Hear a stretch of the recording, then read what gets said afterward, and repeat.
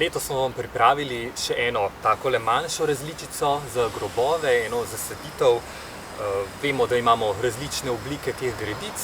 Mi smo sicer postavili to razporeditev takole malce podolžno, lahko jo pa tudi bodisi raztegnete, bodisi skrčite, če imate trikotno ali bolj kvadratno gredico.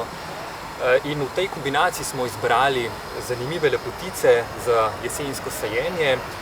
Klasika je ta jesenska vresa. Izbrali smo sorto, katerih cvetovi se ne odprejo, ampak ostanejo v kopih in zato zdržijo mnogo dlje kot običajna jesenska vresa.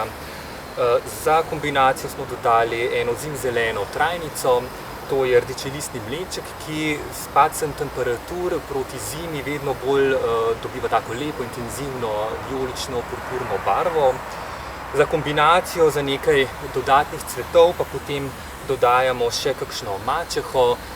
Za to kombinacijo smo pripravili več odtenkov v belo do modro in pa vijoličnih obarvanih cvetov.